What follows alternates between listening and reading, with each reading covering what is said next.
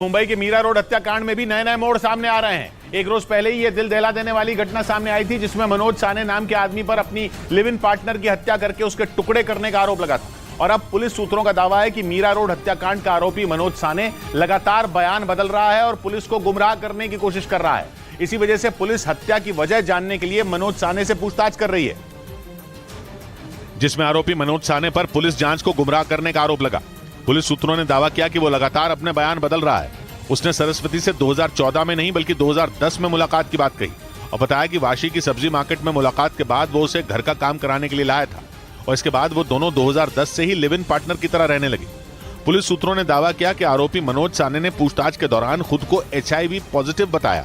और दावा किया कि इसीलिए उसने अपनी पार्टनर के साथ कभी संबंध नहीं बनाए। अब पुलिस उसके HIV पॉजिटिव वाले बयान की सच्चाई जानने के लिए मेडिकल टेस्ट कराएगी। इसके बाद पुलिस सरस्वती का भी HIV टेस्ट करा सकती है, जिससे उसके बयानों की सच्चाई का पता लग सके, क्योंकि उसके इससे पहले पुलिस को दिए कई बयान भी गलत साबित हुए हैं। उधर मीरा रोड हत्याकांड में बेरहमी से मारी गई सरस्वती नाम की महिला के कई रिश्तेदार सामने आ गए। इससे पहले पुलिस ने उनके अनाथ होने का दावा किया था। ये वही मामला है जिसमें सरस्वती की हत्या के आरोप में उसके लिव इन पार्टनर मनोज साने पर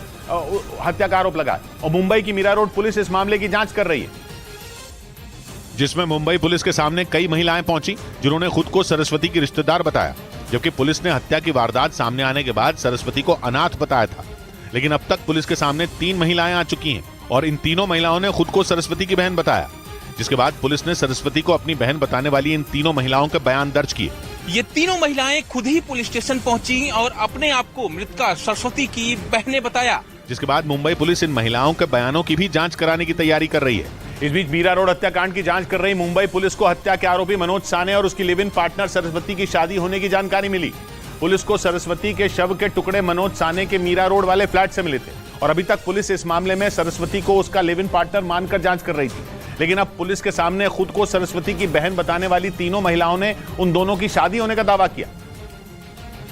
जिसके बाद पुलिस ने उनके बयान दर्ज किए, जिसमें उन महिलाओं ने पुलिस को बताया कि उनकी बहन सरस्वती ने मनोज साने से किसी मंदिर में शादी की थी और इस शादी के बाद सरस्वती ने अपनी बहनों को बताई थी। पुलिस सूत्रों ने दावा किया कि सरस्वती की 5 बहनें हैं, जिनमें 3 बहनें पुलिस के सामने आई, जिसके बाद पुलिस उन महिलाओं का DNA मृतक सरस्वती से मैच कराने की तैयारी कर रही है और मुंबई पुलिस सरस्वती का शव भी उन्हें सौंपने की तैयारी कर रही है। बॉडी है उसको हैंडओवर करने का प्रोसेस चालू है। पुलिस ने दावा किया कि आरोपी मनोज साने सरस्वती से मिलने अहमदनगर के उस आश्रम में भी जाता था जहां वो पढ़ाई करती थी, लेकिन सरस्वती लोगों को उसे अपना मामा बताती थी,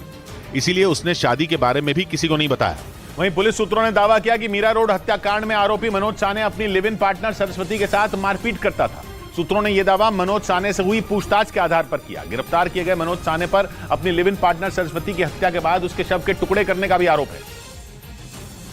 और इस मामले में सूत्रों के मुताबिक पुलिस को पता लगा कि आरोपी मनोज साने अपनी लिव इन पार्टनर सरस्वती को पीटता था, जिसके बाद पुलिस ये पता लगाने में जुटी है कि क्या सरस्वती ने अपनी बहनों को भी मारपीट की बात बताई थी, क्योंकि पुलिस सूत्रों का दावा है कि सरस्वती अपनी बहनों से लगातार फोन के जरिए संपर्क में थी, इसीलिए पुलिस उनसे मारपीट के दावों की तस्दीक करेगी, जिसके लिए मुंबई पुलिस को उन तीनों महिलाओं के DNA टेस्ट का इंतजार है, जिन्होंने खुद को सरस्वती की बहन बताया है। पुलिस मान रही है कि सरस्वती की बहनों के सामने आने से इस केस की जांच में उसे बड़ा ब्रेक थ्रू मिला है, इसीलिए मुंबई पुलिस उनमें एक महिला का DNA टेस्ट कराने के लिए JJ अस्पताल ले गई, जिसके बाद उसे सरस्वती के DNA से मैच कराया जाएगा।